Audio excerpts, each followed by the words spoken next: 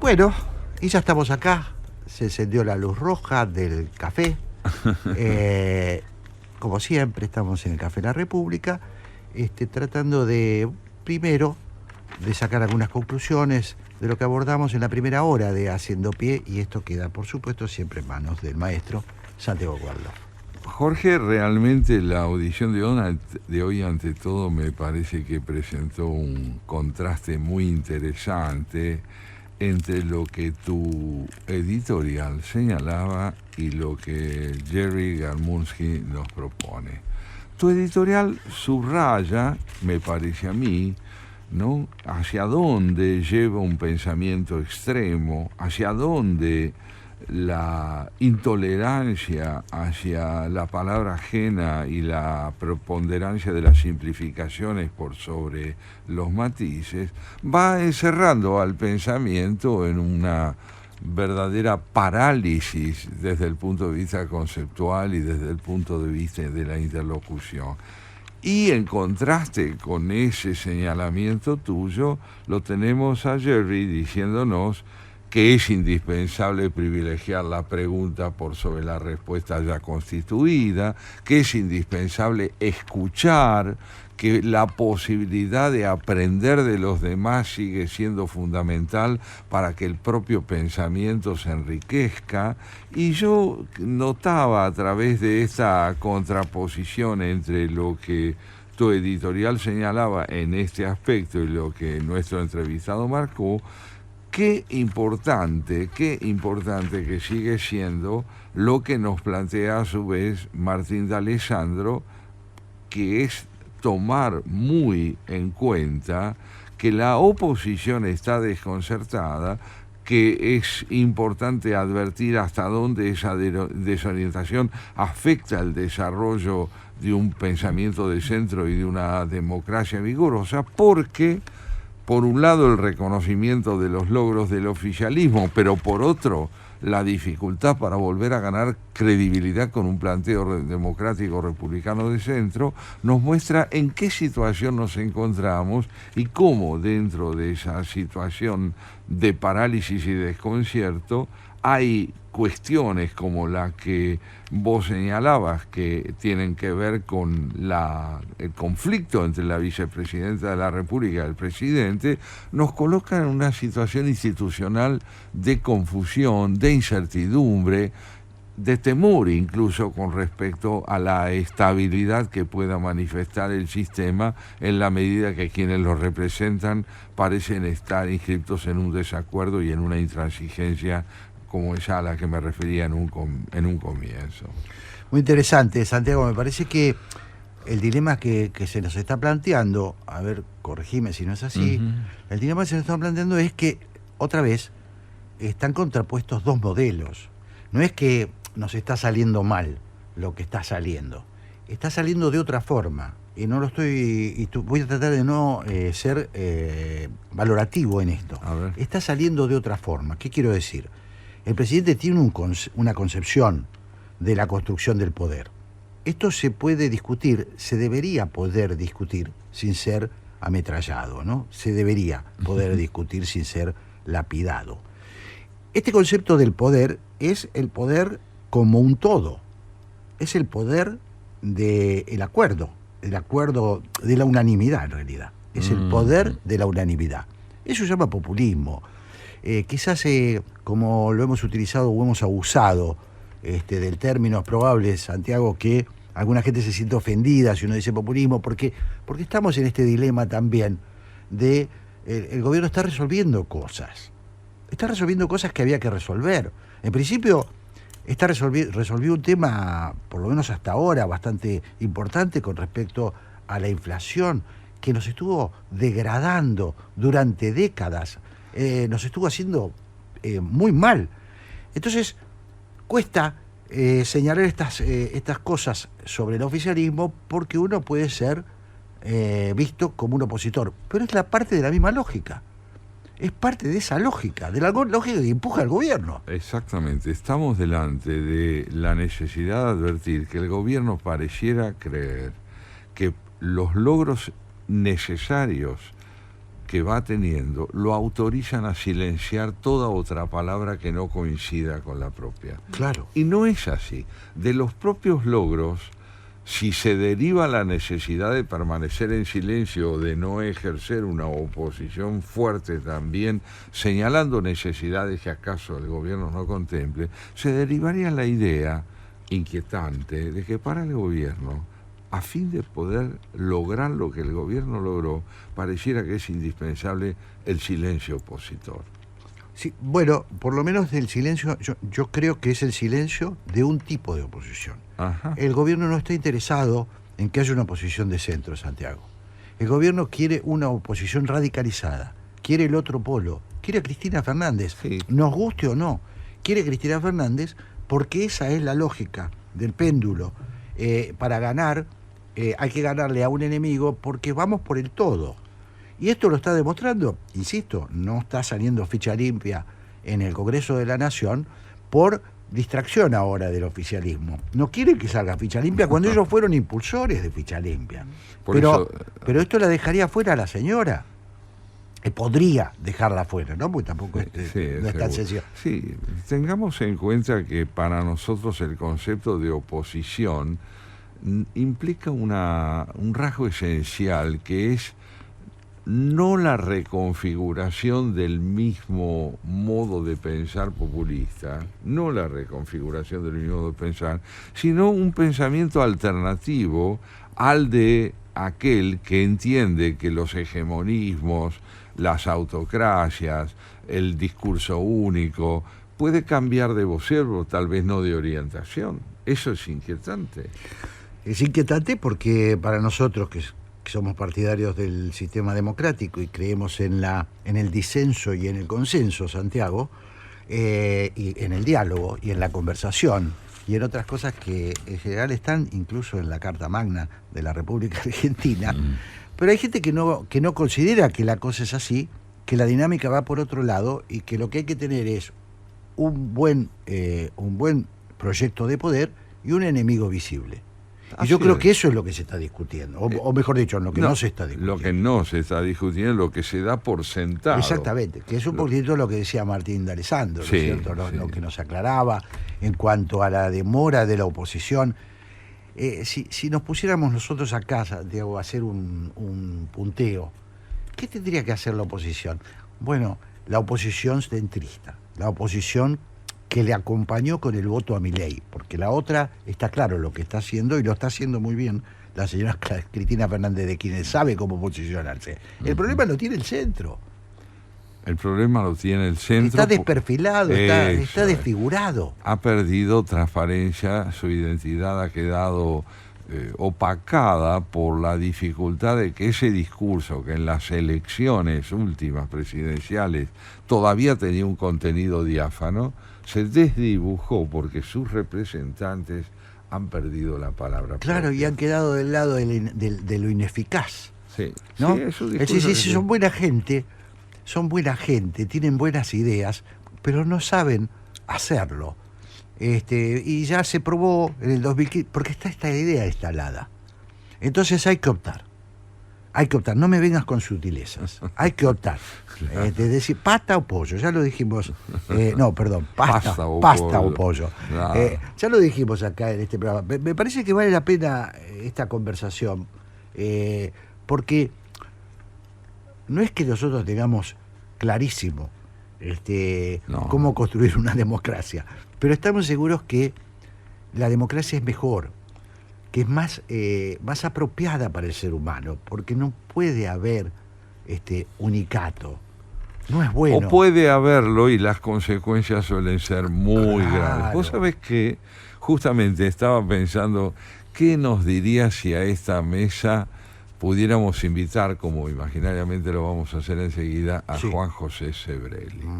¿Qué nos diría Sebrelli? Un hombre que ha recorrido un amplio espectro de ideas, desde la izquierda más radical, diría yo, a una concepción muy matizada de un pensamiento liberal de izquierda, y al que me gustaría que con vos podamos leer hoy en alguna de sus obras cuando llegue el momento de hacerlo, pero que él nos podría aportar también una convicción central, y es que el pensamiento único, por lo general, termina por desfigurar por completo el valor del prójimo. Bueno, y si te agrego, si como dato, que eso que vos estás destacando de Juan José Sebrelli, su capacidad analítica, su capacidad de cambio, su capacidad de mutar. Cuando se convenció, él venía del marxismo, él fue un gran teórico del marxismo, y en un determinado momento, bueno, esto lo vas a decir vos, lo sabés mejor que yo, él cambia, pero fíjate lo que pasó, y vuelvo a la actualidad, fíjate lo que pasó con su muerte. La reacción de uno de los ideólogos del oficialismo en las redes sociales fue, sí, estábamos frente a un hombre que aportó a las ideas, fue un hombre, yo lo leí, dijo navegante de las redes, yo lo leí, pero bueno, luego, ¿a dónde fue? Fue a su homosexualidad, cierto tono de perversión. Entonces, ojo, que estamos manejando conceptos que son muy delicados. Claro. Estoy hablando de un hombre cercano al presidente de la Nación, quien llamó a Juan José Sebrelli, lo descalificó, y entre otras razones lo descalificó por su condición sexual. Digo, llamemos a las cosas por su nombre. Ahí volvemos a ese tema tremendo que vos planteabas en tu editorial, ¿no es cierto? Que es la necesidad de recurrir a una lógica violenta, que porque hay enorme violencia en descalificar a un pensador por su condición sexual o por su pertenencia religiosa. Sí, en realidad hay una idea, voy a traer viejas cosas que conozco, ¿no? Hay otra idea de hombre nuevo.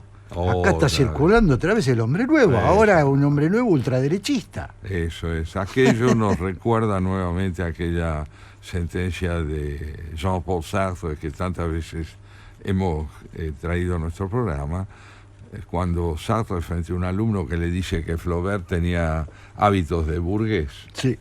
Sartre le dice, sí, claro, Flaubert era un burgués, pero hubo muy pocos burgueses como Flaubert. Claro. La singularidad de un individuo no pasa por su condición sexual, obviamente, cuando tiene talento, ni por ningún atributo o falta de atributo que pueda ser juzgado más allá de lo que aporta su obra en términos de riqueza conceptual, de riqueza analítica, de espíritu crítico y de solvencia en términos de libertad y de tolerancia al pensamiento de otros. ¿Vos querés que amenicemos con un temita y volvemos o querés que te seguimos? No. Muy bien. Hagamos acá una el señor pausa. Cobaldo pide una pausa y un tema musical.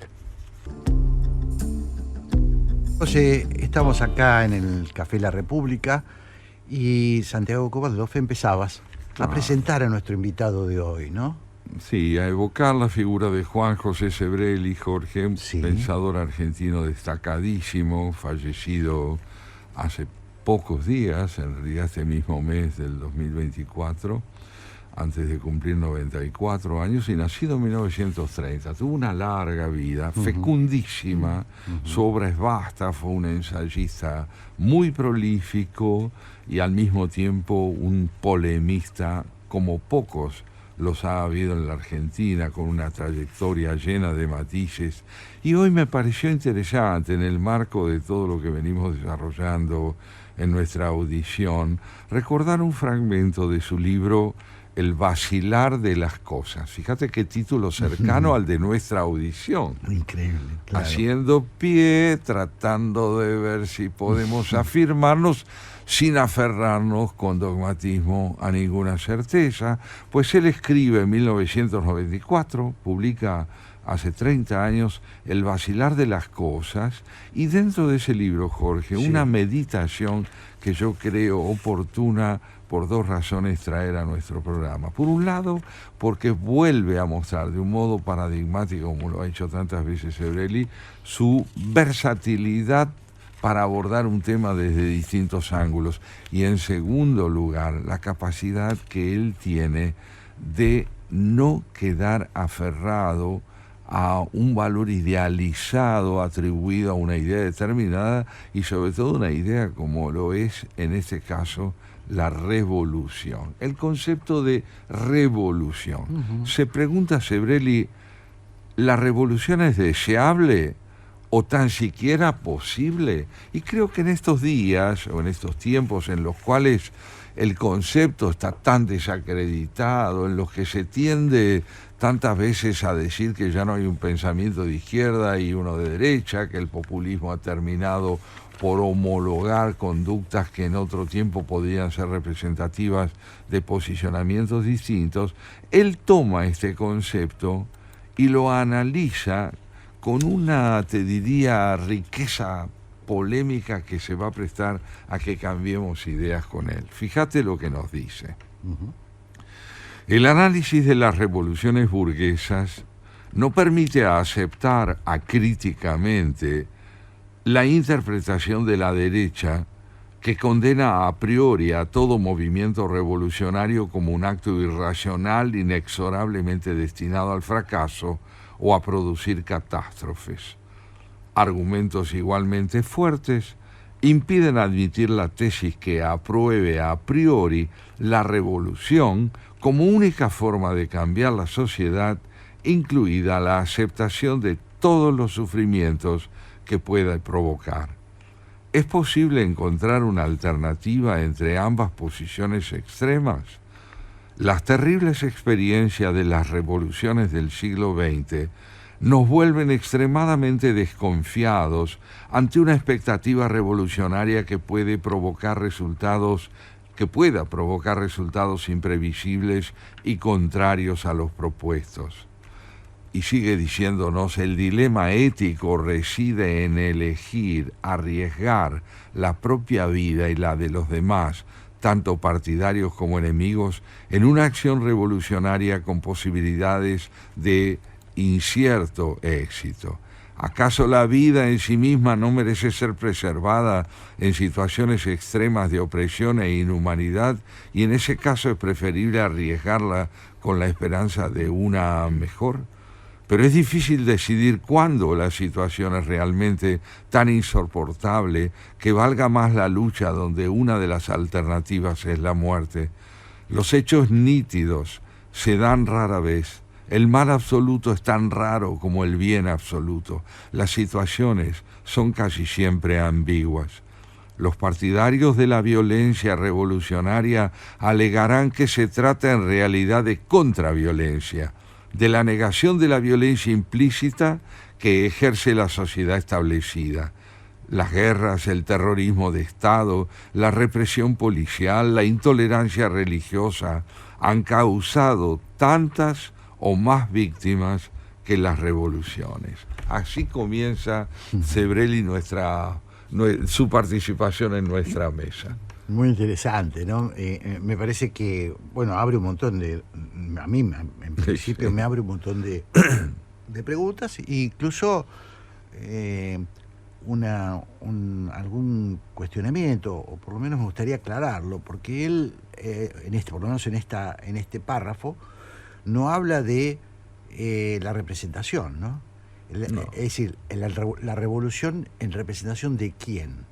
El revolucionario en representación de quién.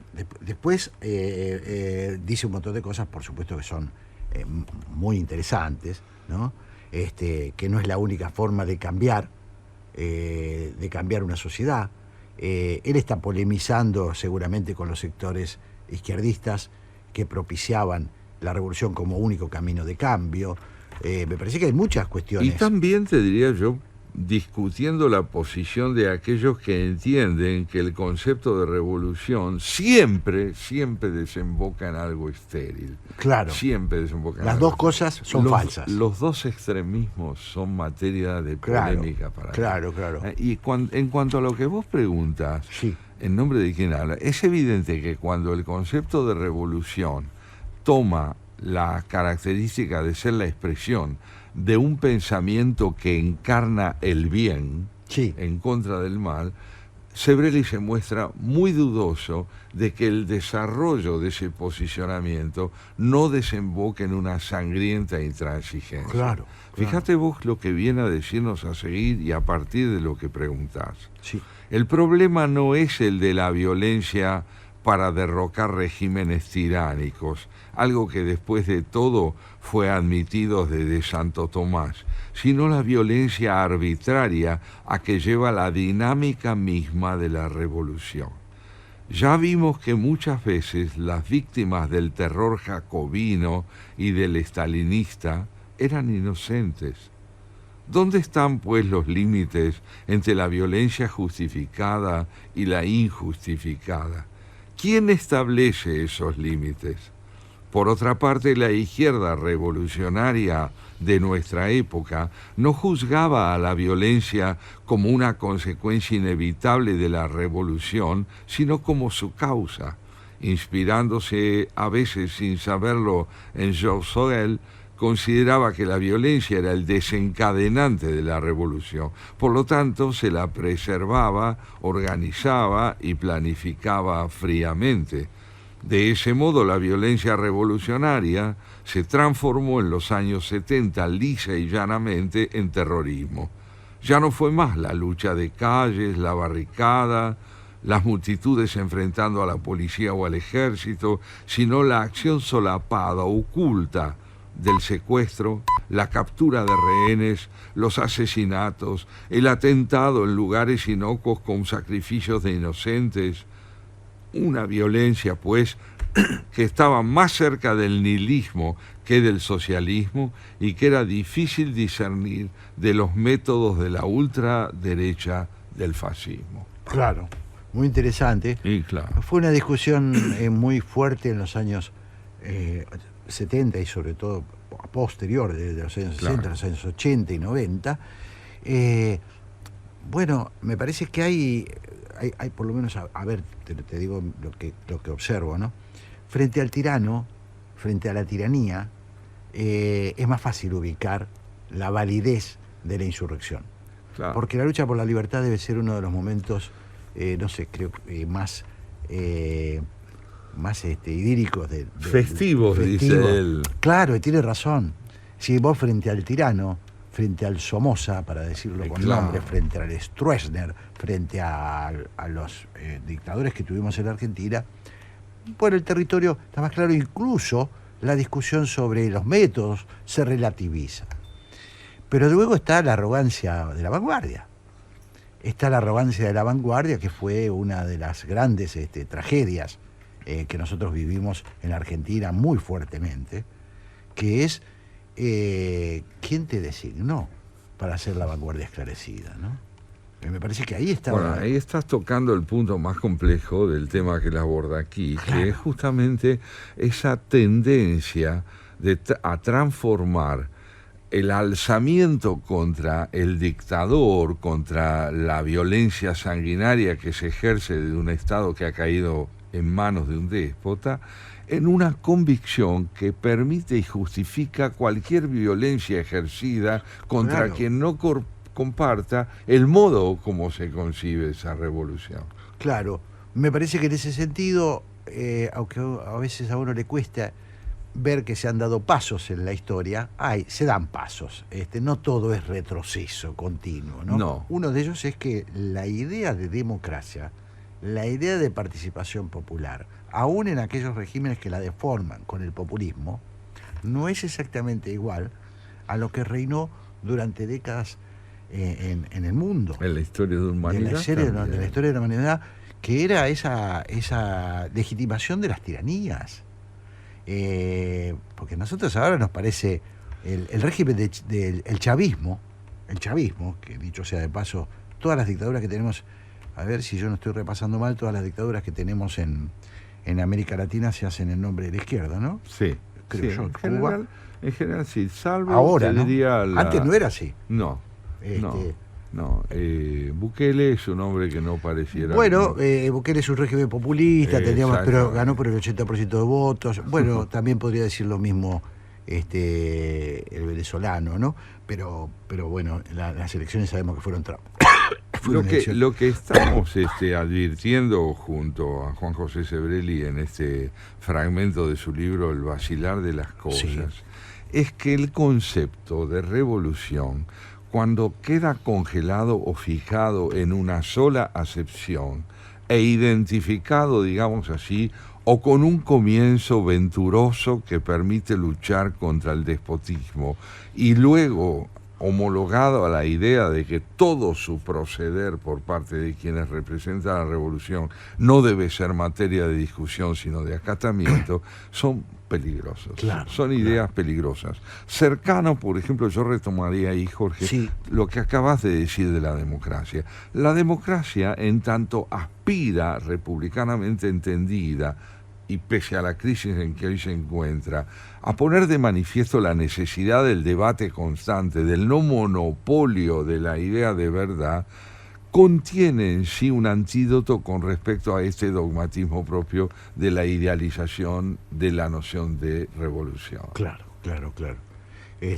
Sí, me parece que muy interesante, ¿no? Lo que plantea Sebrelli. Sí, fíjate cómo discute incluso con pensadores tan ricos como Hannah Arendt, ¿no? Sí. Dice, sin embargo, tampoco es convincente la posición de los liberales o de autores como Hannah Arendt, que oponen revoluciones como la inglesa o la norteamericana, que según ellos habrían logrado sus objetivos gracias a sus métodos pacíficos contrapuestos a otras como la francesa, que a causa de la violencia habría acabado en el despotismo y en largos años de inestabilidad política.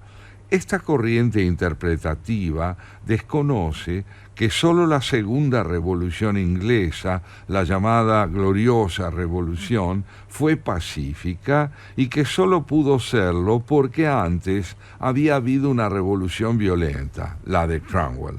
Del mismo modo, Hannah Arendt, que defiende la revolución norteamericana pacífica como el modelo ideal, no dice una palabra sobre la guerra civil que llegó después a completarla, no menos sangrienta que las guerras provocadas por la Revolución Francesa y donde ni siquiera faltó entre los sureños la crueldad de un campo de concentración.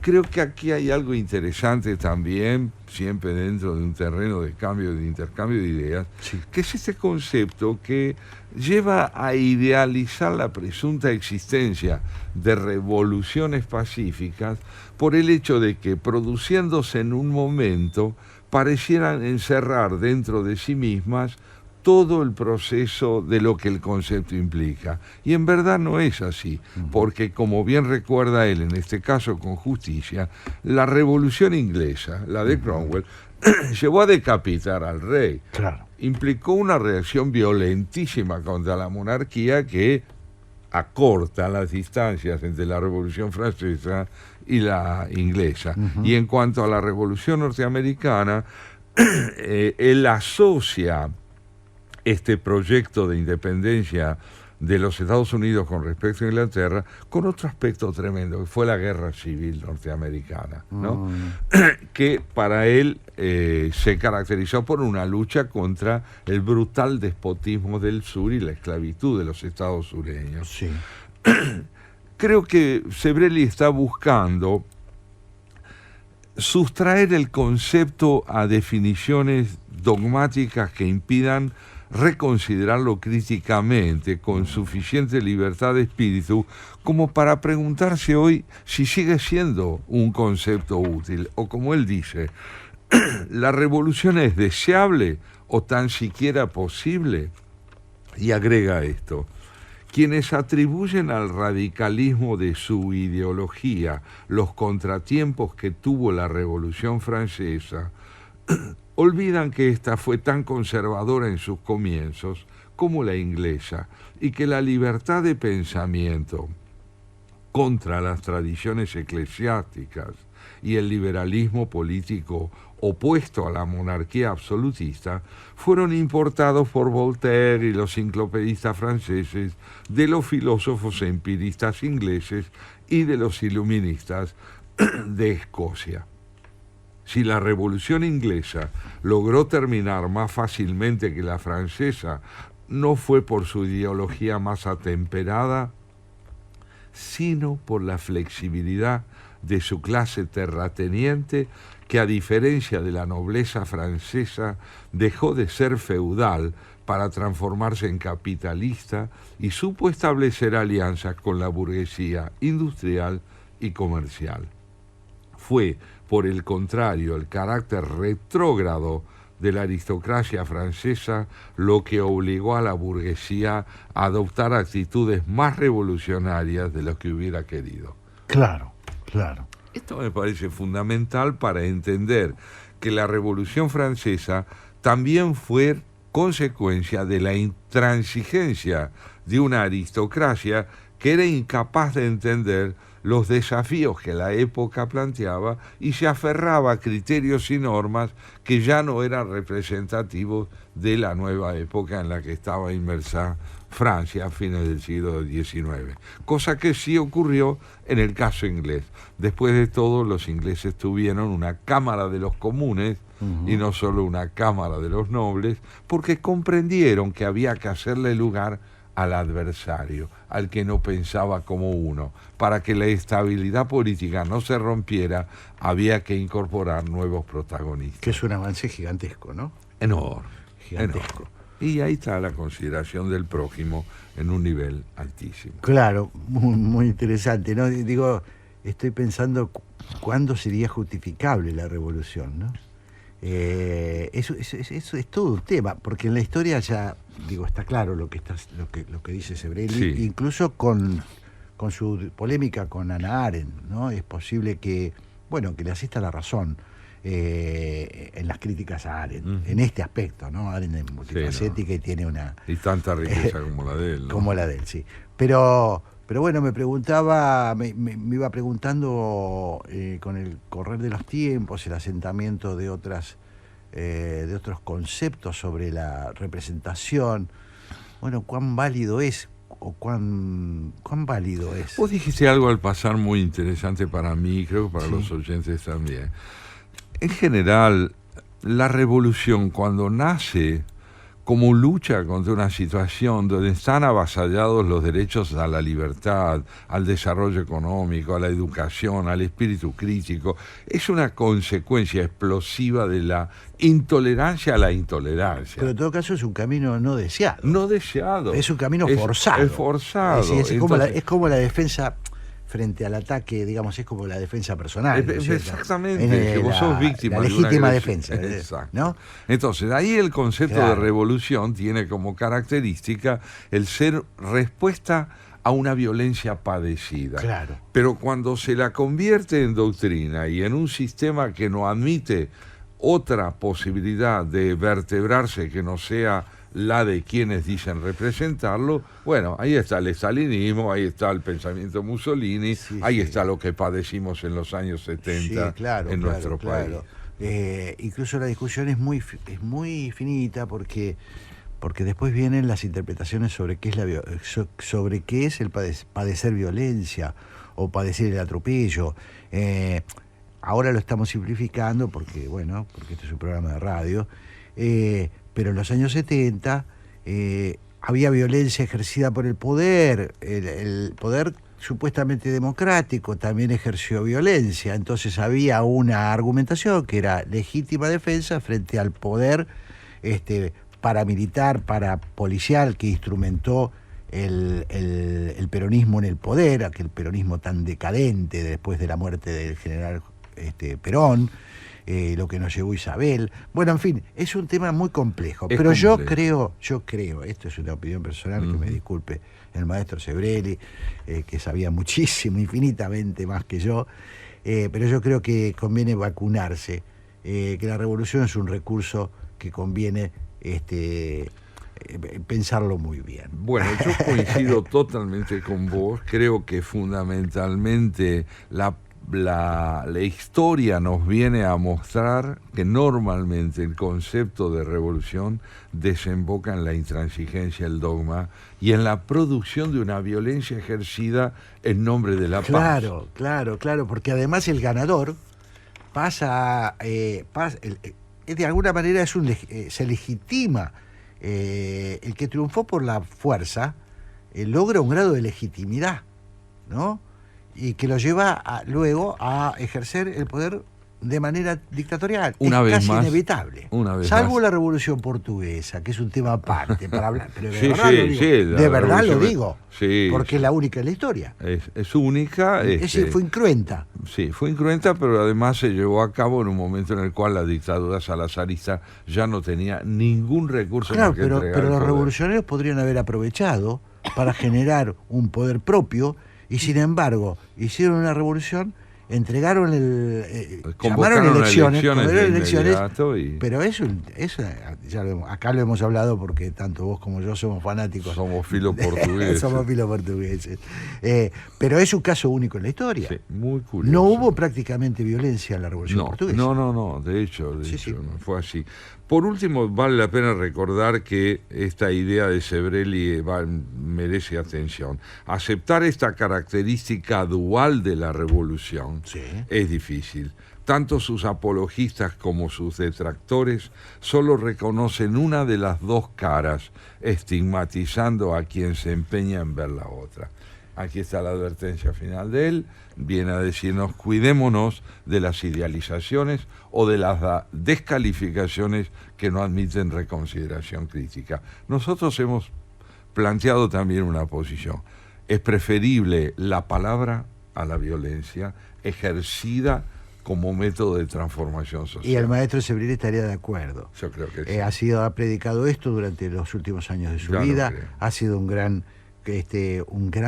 luchador contra los populismos, ha sido un gran luchador por las libertades democráticas, ha sido un defensor de la libertad a ultranza, ha sido un gran protagonista de un hecho que todavía está poco analizado en la República Argentina y las consecuencias políticas que tienen hasta hoy, que fue la pandemia, donde Sebrelli jugó un papel al frente de la resistencia de aquella cuarentena Ya lo eterna. creo. En fin, creo, Santiago, que estamos frente a un maestro, seguramente vos en algún momento lo vas a volver a traer porque su obra es extraordinaria. Es ¿no? extraordinaria y es, como bien decís vos, la de un pensador que ha privilegiado la pregunta sobre las respuestas terminales. Aprovecho para agradecer que al oyente que la semana pasada nos sugirió que trajéramos a Sebrelli Evocáramos a esta gran mesa, pensador ¿no? argentino a pocos días de su muerte, el día 2 de noviembre. Bueno, si te parece, Santiago, vamos al encuentro de la señora Graciela Fernández Mejide, que ya creo. viene para continuar la programación de la M1110. Un cortecito y volvemos. a la señora.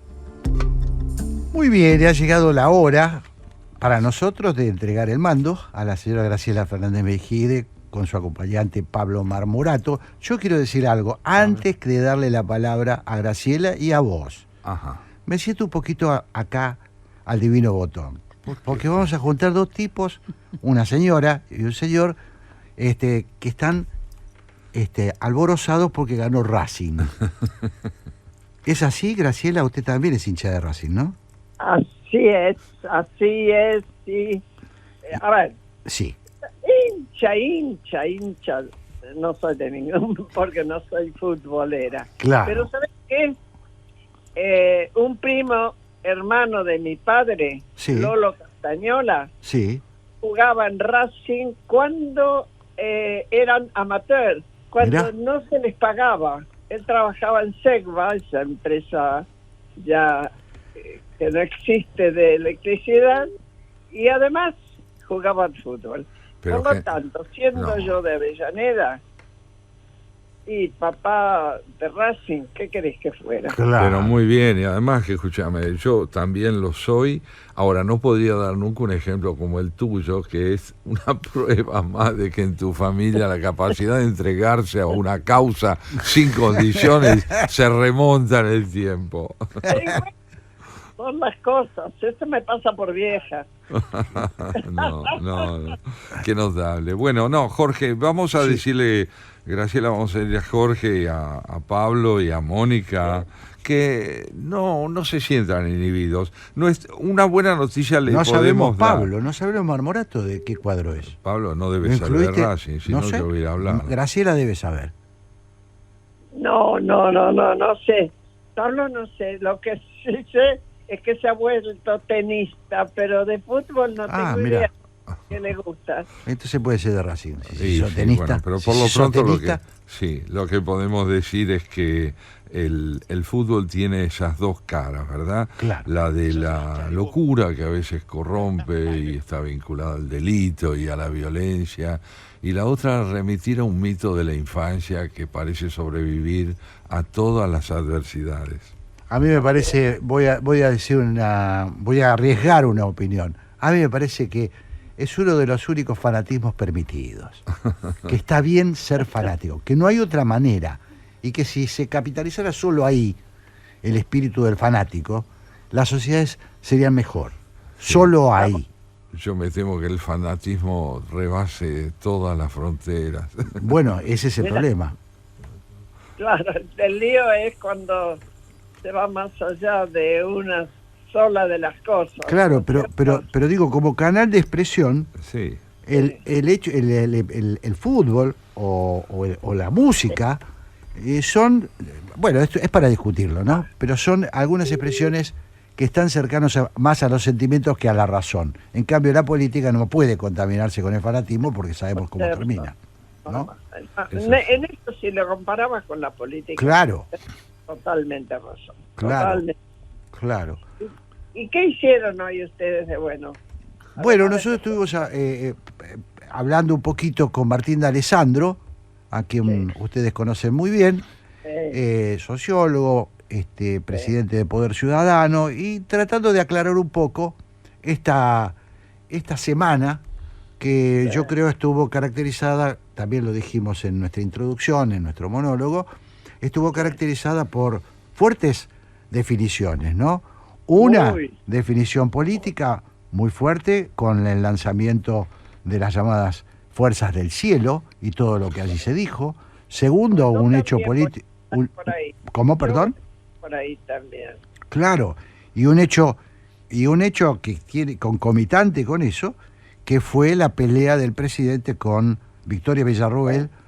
Todo indica que estamos ante un proceso de radicalización de alguna manera Absolutamente. del gobierno, ¿no? Esto es por acá, me parece que anduvo Santiago, corregime. Sí, además marcamos un punto que con Graciela también hemos tocado otras veces, la existencia de una oposición desconcertada, de una oposición que no termina de recuperar un De la perfil oposición de centro, aclaremos, de centro, porque hay sí. una oposición que la tiene clara, que, Sí, es, la, sí, que, sí. que es la de Cristina Fernández, Claro, ¿no? claro. la Pero oposición- hablamos de la oposición de centro, de aquella Claro. que no alcanza a perfilarse con suficiente nitidez en nombre de una democracia vigorosa y como decía D'Alessandro, con imaginación política.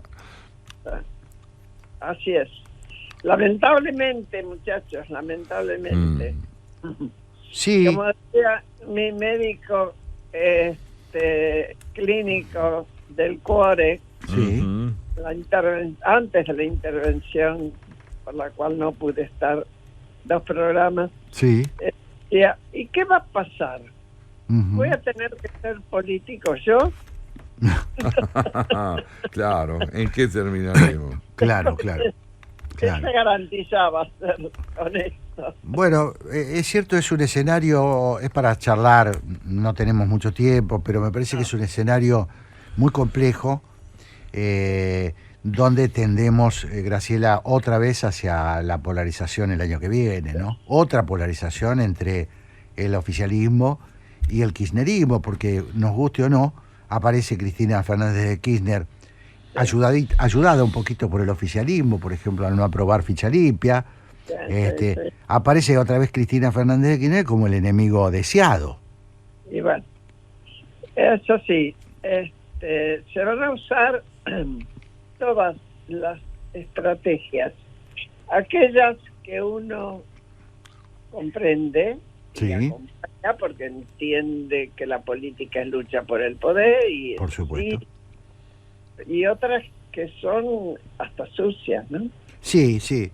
Pero Sí. lo cierto, Santiago, Son como... palabras muy cortitas. Sí, claro. No hay Como duda. decíamos nosotros, Santiago, la polarización, que no es novedosa, que ya venimos ensayando en la Argentina desde hace 20 años, no promete ser una vía buena para salir de la crisis argentina, ¿no? Más allá de la... Exacto. Hoy lo vamos a ver en Uruguay. Claro, Claro, claro, fíjate vos. Muy interesante tener en cuenta cómo los uruguayos despliegan un torneo electoral dentro de un escenario donde está ausente la idea de que el otro es la encarnación del mal. Sí, compiten por la moderación. Sí. Exactamente. Es increíble, ¿no? Nosotros estamos en las antípodas. Ellos compiten por la moderación. Sí. Es Exacto. muy impresionante. Bueno, tenemos apenas unos segundos para pasarles el mando a Graciela y Pablo. Nada, se nos acaba de terminar. Así Pero que les deseamos un buen retorno tuyo, Graciela, a tu programa, y a Pablo un abrazo muy afectuoso. Un gran abrazo para ustedes. igualmente nos encontramos el domingo que viene. Graciela, chao Santiago, chao Mónica. Jorge, Chao, hasta chao la Mónica, hasta pronto. Chao, hasta el domingo.